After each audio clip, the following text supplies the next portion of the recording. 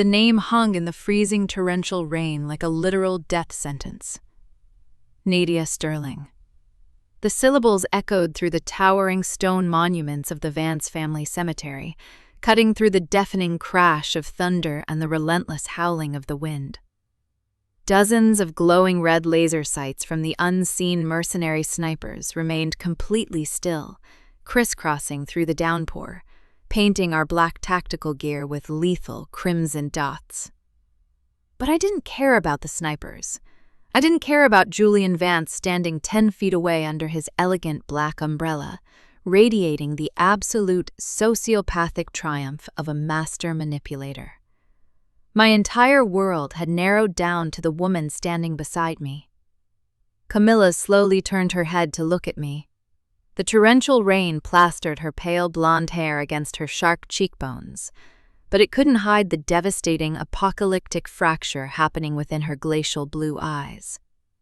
Just minutes ago, she had pressed her lips to mine in the suffocating darkness of a sealed crypt, sharing her breath, ready to die in my arms. Now, she was looking at the daughter of the woman who had tried to execute her on the ghost rig. She was looking at the heir to the syndicate that had systematically tried to destroy her grandfather's empire. "Nadia," Camilla whispered, her voice barely audible over the storm, completely devoid of the Alpha Queen's armor. It was a raw, agonizing plea for me to deny it, for me to tell her it was just another one of Julian's sick psychological games. I stood completely frozen, the heavy, freezing mud soaking through my combat boots. I opened my mouth, but the words caught in my throat like shattered glass. How could I explain a lifetime of abuse, abandonment, and profound hatred for my own bloodline in the middle of a sniper standoff? Julian let out a dark, melodic chuckle, thoroughly enjoying the spectacular destruction of our absolute trust. "Look at her, Millie," Julian taunted smoothly, stepping slightly forward. "Look at the viper you warmed in your own bed. Grandfather's ledger requires a dual bloodline signature to unlock the ultimate master files. The Vance blood, to ensure the empire remains in the family, and the Sterling blood, as the ultimate failsafe, a twisted treaty forged decades ago between two warring dynasties." He tilted his umbrella, his dark eyes gleaming with a predatory hunger. "Victoria didn't care about the physical servers on that rig. She just needed you to initialize them. She sent her own discarded, estranged daughter to play the tragic escort, to seduce her way into your vault and hand over the keys to the kingdom." "That's a lie!" I finally screamed, my voice tearing through the storm, raw and bleeding with absolute desperation. I took a step toward Camilla, my hands raised in surrender. "Camilla, please, you have to listen to me. I didn't know about the bloodlock. I swear to God, I didn't know." Camilla instinctively took a half step back, her hand dropping to hover over the grip of her tactical sidearm. The physical distance she put between us felt worse than if one of the snipers had just pulled the trigger. It was a visceral, agonizing rejection. "She is Victoria Sterling's blood," Julian continued, his voice wrapping around us like a suffocating python. "She is the missing key. Hand her over to me, Camilla. Hand over the dead man's switch. Give me the girl, and I will let you walk out of this graveyard alive. You can go back to your boardroom and pretend none of this ever happened." The rain pounded against the granite tombs. The red lasers pulsed against my chest, waiting for the execution order. I looked at Camilla, my heart physically aching with a profound, unbearable grief. I had finally found my gravity, my sanctuary in the chaos of the underground world, and my own cursed name had just burned it to the ground. "I'm sorry," I whispered to her, the tears mixing seamlessly with the freezing rain on my face. "I'm so sorry, Camilla." I slowly closed my eyes, preparing to surrender. If Julian needed my blood to open the ledger, I would let him take me, as long as he let her go. But the gunshot I was expecting never came. Instead, a low, dark, and utterly terrifying laugh echoed over the sound of the rain. I opened my eyes in shock. Camilla wasn't looking at me with hatred anymore. She had completely bypassed the vulnerability, bypassed the betrayal, and leapt straight into absolute terrifying alpha queen fury. Her glacial blue eyes lacked onto Julian with a murderous, unadulterated hatred that made the storm seem entirely insignificant. "You really think a name changes anything, Julian?" Camilla asked, her voice dropping into a lethal, venomous register that commanded the entire graveyard. She took a sudden, aggressive step forward, grabbing the heavy ballistic material of my tactical vest. But she didn't push me away. She violently jerked me behind her, using her own body to completely shield me from the sniper lasers. "She helped me sink your buyer in the underground auction. She helped me blow up the oil rig and bury Victoria's ambitions at the bottom of the ocean," Camilla sneered, her hand raising high into the air, gripping the heavy black cylinder of the dead man's switch. The biometric thumb pad pulsed with a violent, aggressive red glow. "If she is a Sterling, then she is my Sterling. And if you or your dogs take one step toward her," my heart rate spikes, "and I will permanently purge the $1 trillion ledger you've spent 10 years crawling through the mud to find." Julian's arrogant smile finally faltered, the absolute sociopathic control in his eyes fractured, replaced by a flash of genuine, furious panic. "You are acting purely on emotion, Millie," Julian warned, his voice tightening. "She lied to you." "And you locked me in a vacuum-sealed tomb," Camilla screamed back, the raw trauma of her childhood finally exploding into a magnificent, lethal defiance. "Fall back! Tell your men to stand down, or I swear to God I will stop my own heart right now just to watch you lose." She pressed her thumb harder against the biometric pad. The cylinder emitted a sharp, high-pitched warning beep. "Hold fire!" Julian yelled instantly into his lapel microphone, raising his free hand. "Do not shoot! Stand down!" The red laser sights instantly vanished from our bodies, retreating back into the pitch-black shadows of the tree line. "We are leaving," Camilla stated, her voice shaking with adrenaline, her hand wrapped in a vice-like grip around my wrist. "If we see a single vehicle follow us, the ledger burns." Without waiting for his response, she dragged me backward, moving with a blinding, desperate speed through the labyrinth of granite tombs and weathering angels. We hit the tree line, instantly swallowed by the dense, suffocating darkness of the pine forest. We ran blindly through the freezing mud, the torrential rain whipping our faces and tearing through the heavy branches above us. My lungs burned and my legs ached, but Camilla didn't slow down. Her grip on my wrist was bruising, a desperate, terrifying anchor dragging me through the dark. We didn't head back to the stealth chopper. Julian's men would have undoubtedly sabotaged it by now. Instead, Camilla navigated the treacherous, familiar woods of her childhood estate purely by memory. After 20 minutes of grueling, agonizing sprinting, we crashed through a thick wall of overgrown brambles and stumbled into a small, sunken clearing. Hidden against the side of a massive, rocky incline was an old, abandoned stone hunting cabin. The heavy oak door was rotting at the edges, completely overgrown with thick green ivy. Camilla kicked the door open, the rusted hinges shrieking in protest, and hauled me inside.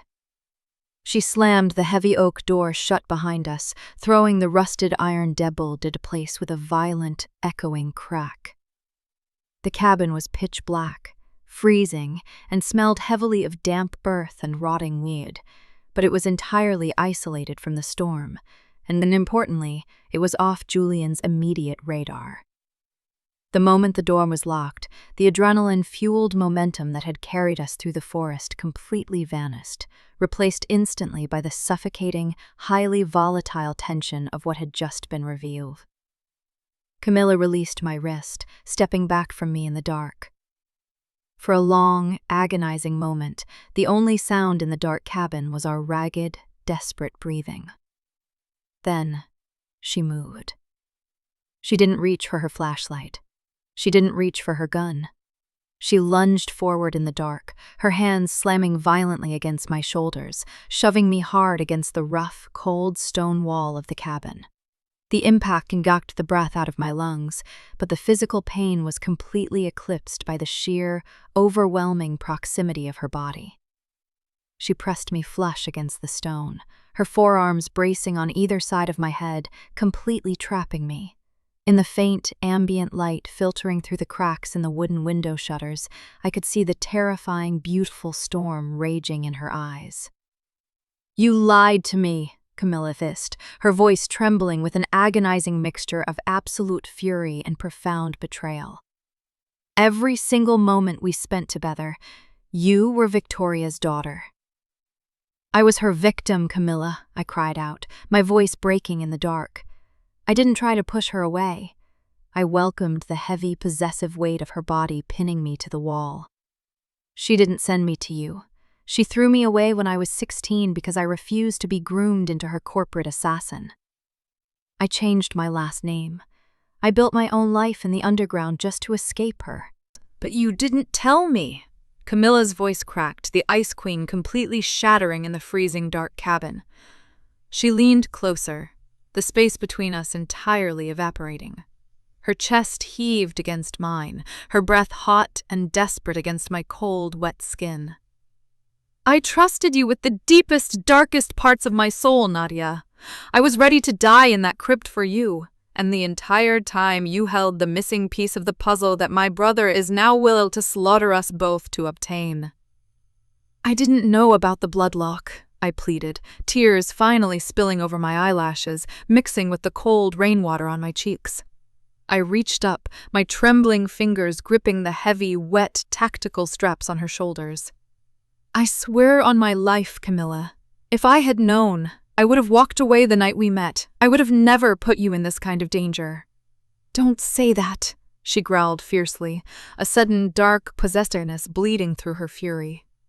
Her hands moved from the wall, her cold, gloved fingers gripping my jawline, forcing my face up toward hers. "Don't you ever say you would have walked away from me." The tension in the tiny dark cabin snapped like a tightly wound steel cable. The anger, the betrayal, the traumatic adrenaline of nearly suffocating to death, and the profound, terrifying reality that we were completely alone against the world violently collided. Camilla crashed her lips against mine. There was absolutely no tenderness in the kiss. It was aggressive, demanding, and utterly devastating. It was a physical interrogation, a desperate need to consume the truth directly from my skin. I gasped against her mouth, my hands instantly tangling in her wet, pale blonde hair, pulling her even closer. I met her aggression with an equally desperate, burning hunger, my tongue sliding against hers in a slow, deep rhythm that sent a heavy, intoxicating heat pooling in my core, entirely combating the freezing temperature of the cabin. She bit down gently on my lower lip, a soft, involuntary groan escaping her throat as her hands slid down from my jaw, gripping my waist with a territorial strength that made my knees physically weak. "If you ever betray me to your mother, or to my brother," Camilla breathed heavily against my mouth, her voice a raw, intimate threat laced entirely with love. "I will kill you myself, Nadia." "I am yours," I whispered fiercely, pressing my forehead against hers in the dark, my heart hammering a violent rhythm against her chest. "I have always been yours, Camilla. Not Victoria's, not the syndicate's. Only yours." She let out a shuddering breath, her entire body relaxing slightly against me, the absolute burning sincerity of my words finally anchoring her in the dark.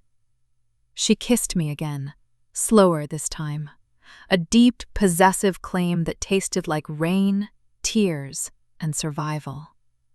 When we finally pulled back, resting against each other in the pitch-black cabin, the howling of the storm outside seemed a million miles away. "Julian thinks he holds all the cards now," Camilla murmured, her cheek resting against the cold, wet Kevlar of my vest. "He thinks he can just extract your blood, combine it with mine, and unlock the black ledger. I closed my eyes, the heavy, dark secrets of my past finally ready to be completely laid bare to the woman I loved. "Julian is wrong, Camilla," I whispered softly into the dark, my voice completely steady. "He is missing the most important piece of the puzzle." Camilla pulled back slightly, looking down at me in the dim shadows, her blue eyes narrowing in confusion. "What do you mean?" "Victoria didn't just discard me because I was rebellious," I confessed, the terrifying reality of my existence finally echoing in the stone walls of the hideout. The dual bloodline sequence is just the biometric key to the vault. But the files themselves, the actual blackmail data inside the black ledger, are encrypted with a rotating 256-bit alphanumeric cipher. I took a deep breath, looking directly into the eyes of the Alpha Queen. "And Victoria erased me from the family tree, put a bounty on my head, and tried to hunt me down.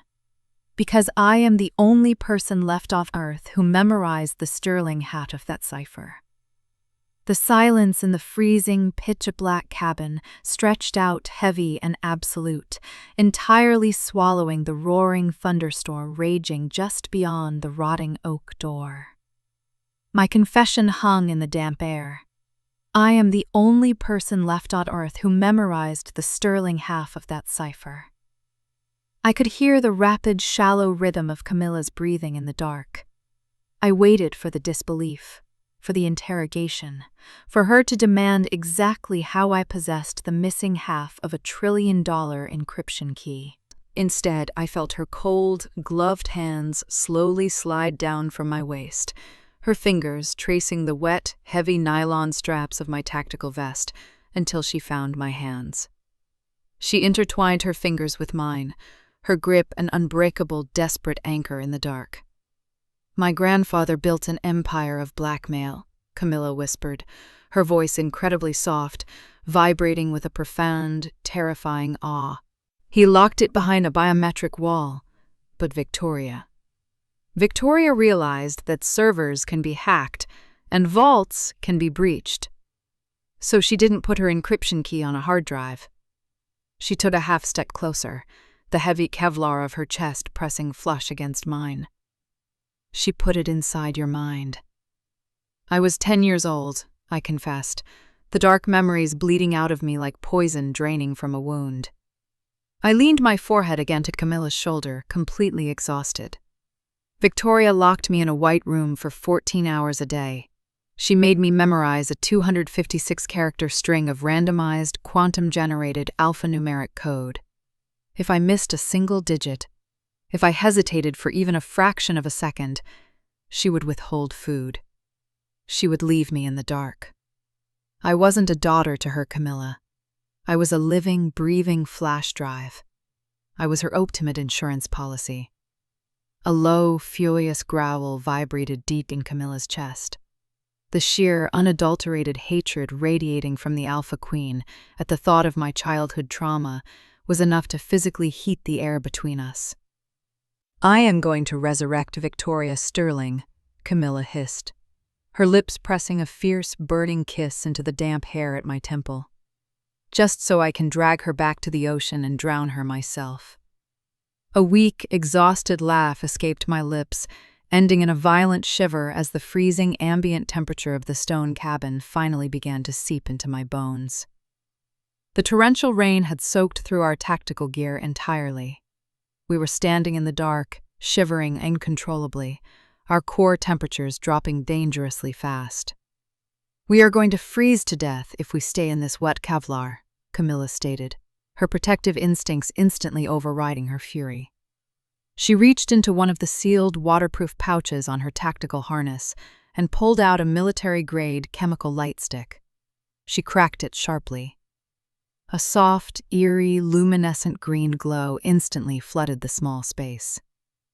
The cabin was entirely abandoned, containing nothing but a rotting wooden table, a rusted iron stove, and a massive, heavy, moth-eaten wool blanket tossed over a decaying leather cot in the corner.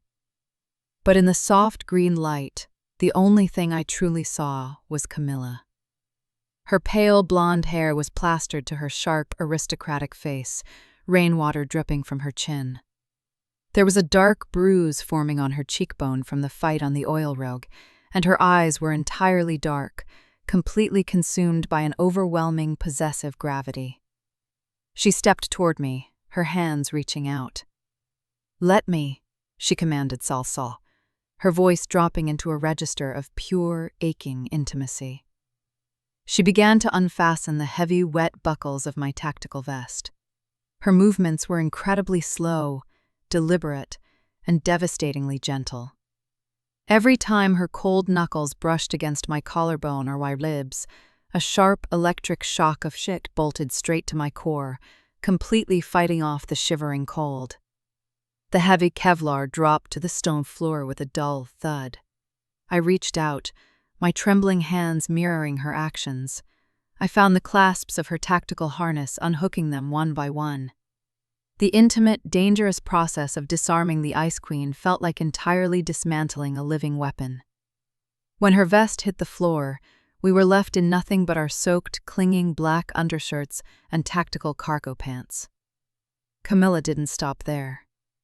Her hands slid to the hem of that wet shirt, her glacial blue eyes locking directly onto mine in the green glow. It was a silent question, a request for absolute vulnerability in a world that was trying to slaughter us. I nodded, my breath catching in my throat.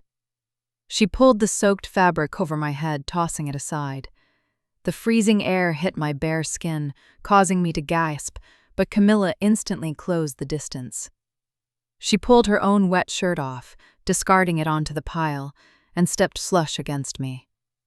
The shock of her bare, freezing skin pressing against mine was violently intoxicating.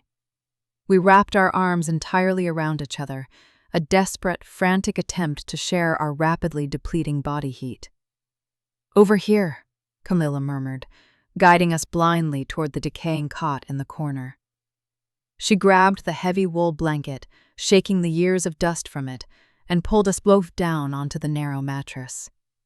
She wrapped the thick, heavy fabric tightly around us, creating a dark, suffocatingly intimate cocoon of shared warmth.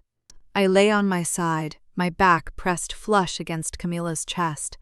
Her arms were wrapped completely around my waist, pulling me tightly against her so that not a single millimeter of space existed between us. Her bare legs intertwined intimately with mine, trapping my body heat and sharing her own. The dead man's switch, the only thing keeping us alive, rested securely on the mattress right next to her hand. The red biometric pad pulsing like a second mechanical heartbeat. "You're shaking," Camilla whispered, her lips brushing softly against the sensitive skin of my bare shoulder.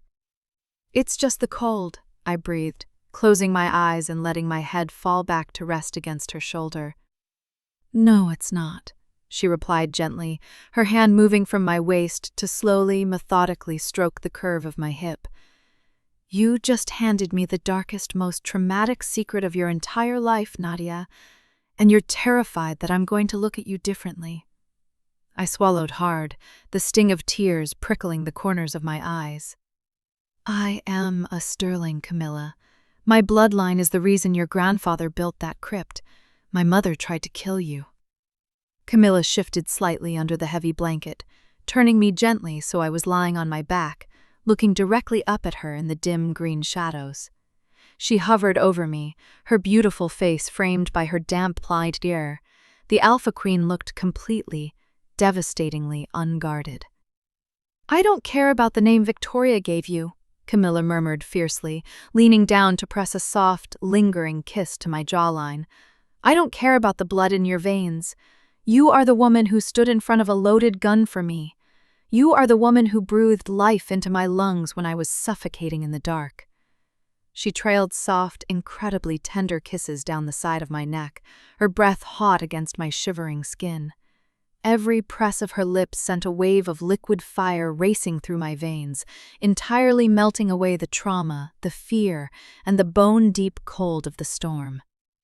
"You are my brilliant, beautiful survivor," she whispered against my collarbone, her hands sliding up to cradle the side of my face. "And I will burn Julian and his entire empire to the ground before I ever let anyone use you as a key again." I let out a soft, fractured sigh, completely surrendering to the overwhelming weight of her love. I reached up, my fingers tangling in the damp hair at the nape of her neck, and pulled her down to my lips. The kiss was entirely different from the desperate, violent collision in the dark earlier. This was a slow, agonizingly tender exploration. It was an absolute worship of survival. Her mouth moved against mine with an agonizing, deliberate slowness, her tongue sliding past my lips to taste me, deep and possessive. I arched my back under the heavy blanket, my bare chest pressing against hers, feeling the rapid, synchronized hammering of our hearts. Camilla's hand slid slowly down my side, her cold fingers tracing the curve of my waist, sending violent shivers of pure electricity across my skin.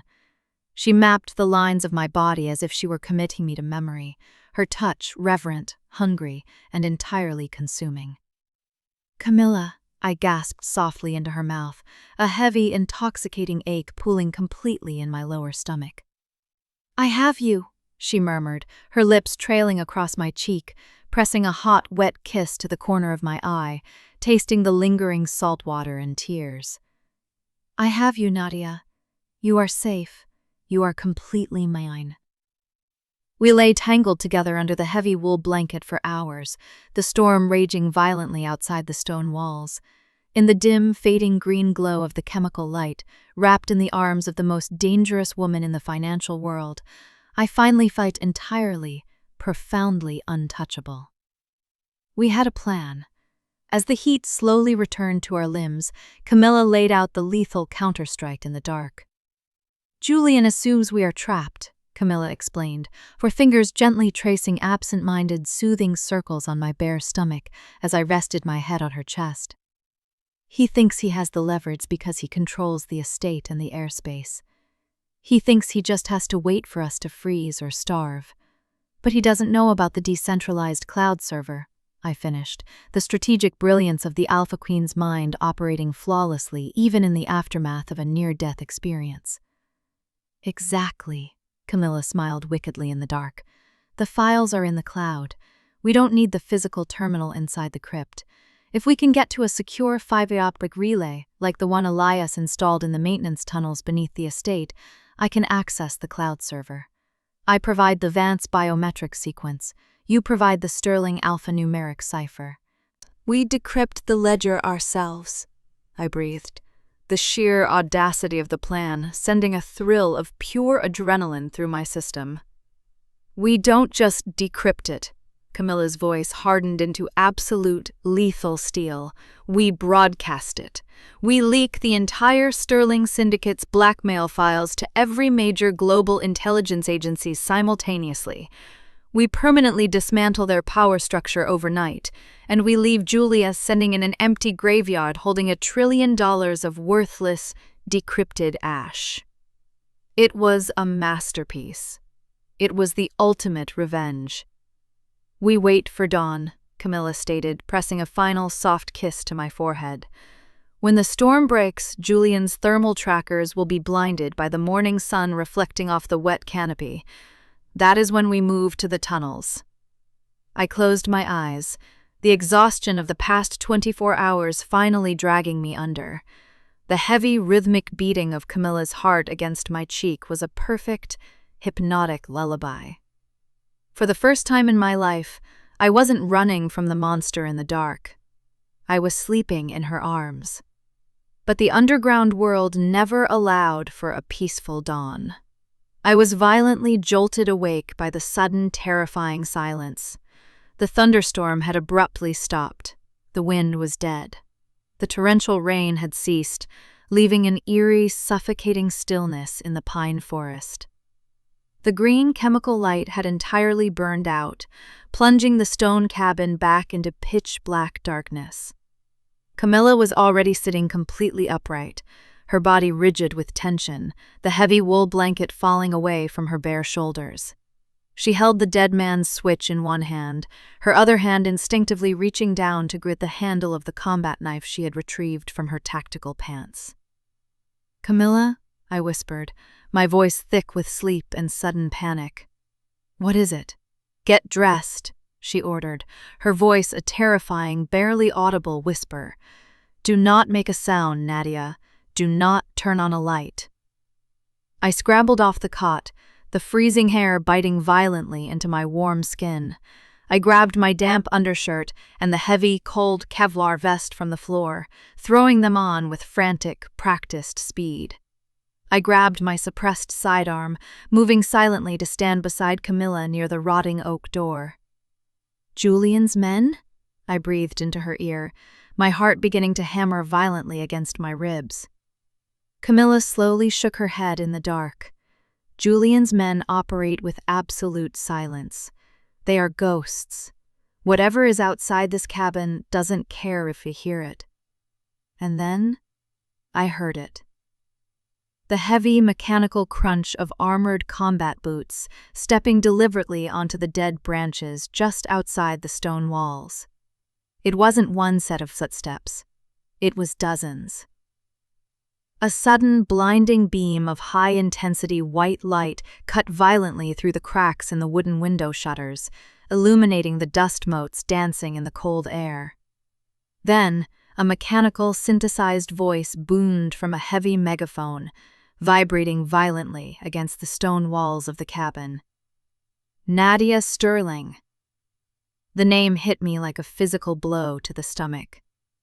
"This is the European Syndicate Retrieval Vanguard," the distorted voice echoed through the silent forest, carrying the absolute weight of an execution squad. "Julian Vance sold us your exact coordinates." Camilla's grip on her combat knife tightened until her knuckles cracked in the dark. Julian hadn't sent his own men into the forest to hunt us.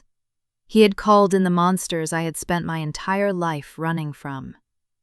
"You are completely surrounded by thermal lancing snipers," the voice continued, completely devoid of humanity.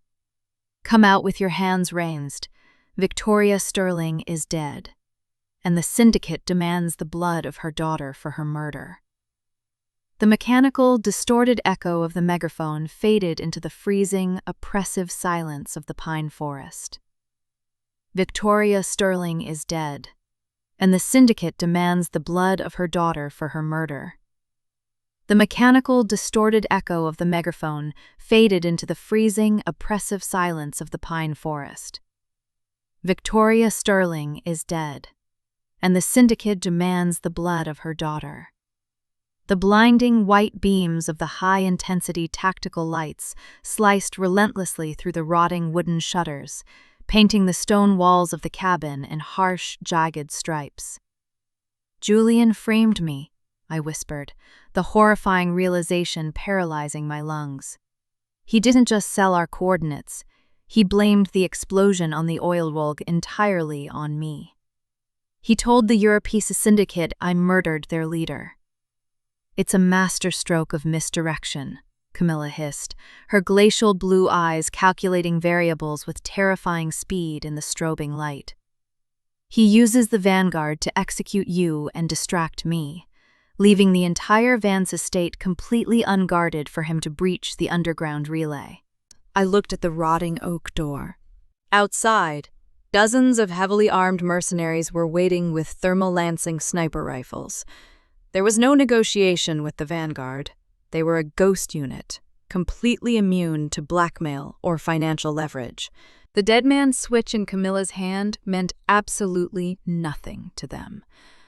"I have to go out there," I breathed, my heart physically breaking as I stepped away from the cold stone wall.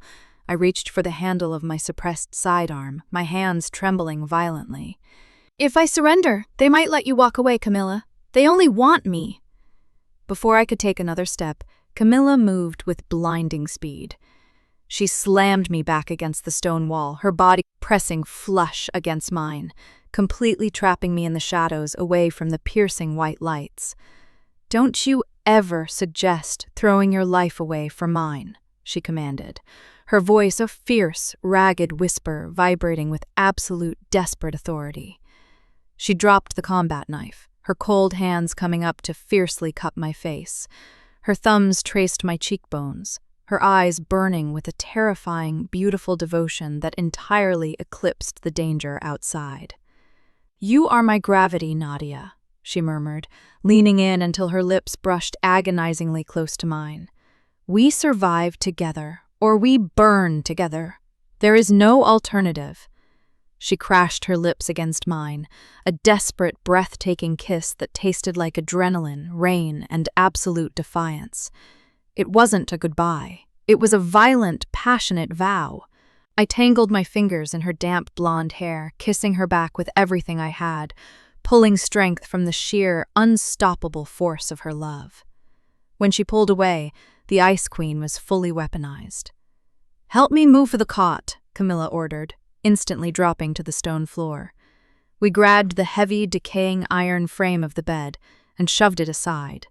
Beneath the thick layer of dirt and dust lay a massive, rusted iron ring set directly into the stone flagstones. "My grandfather used this cabin during the Prohibition era," Camilla explained, her muscles straining as she gripped the iron ring. "He never built an isolated structure without a subterranean smuggler's hatch." Outside, the syndicate commander lost his patience. "Breach the cabin. Burn them out," the megaphone ordered. Instantly, the terrifying, high-pitched hiss of thermal lances ignited outside. Brilliant, blinding sparks of molten orange metal began to shower through the cracks in the door as the superheated blades effortlessly sliced through the rusted iron hinges. "Pull!" Camilla screamed over the deafening noise. I grabbed the iron ring alongside her. Together we hauled the massive stone slab upward with a violent heave, revealing a dark, incredibly narrow vertical shaft that dropped straight into the earth. "Go!" she yelled, shoving me toward the dark hole as the rotting oak door began to violently cave in, entirely engulfed in flames. I slid into the pitch-black shaft, hitting a slick, angled mud chute that sent me tumbling deep underground. Camilla dropped in immediately after me, pulling the heavy stone slab shut just as a barrage of high-caliber suppressive fire completely shredded the cabin above us. We crashed onto the damp, cold concrete floor of an ancient maintenance tunnel. "We are directly beneath the estate's southern perimeter," Camilla breathed, switching on a small penlight. "The fiber optic relay room is at the end of this corridor. We can still intercept Julian's download." We sprinted through the dark, echoing catacombs, our wet tactical boots slapping loudly against the flooded concrete. Finally, a heavy, reinforced blast door appeared at the end of the tunnel. It was slightly ajar, a faint, pulsing blue light spilling from the crack into the dark corridor. "The terminal is active," Camilla whispered, raising her sidearm as she slowly pushed the heavy steel door open. We stepped into the sprawling, high-tech subterranean server room. The massive fiber-optic relay was glowing brightly, the screens flashing with complex decryption sequences. But Julian Vance wasn't sitting at the terminal. Someone else was already sitting in the sleek leather command chair, their back turned to us, casually typing on the biometric keyboard. "Step away from the console," Camilla ordered, aiming her weapon directly at the figure's head. The typing stopped. The heavy leather chair slowly swiveled around, bathed in the cold blue light of the monitors. My blood instantly turned to absolute ice. The sidearm slipped from my trembling fingers, clattering loudly onto the metal floor grating.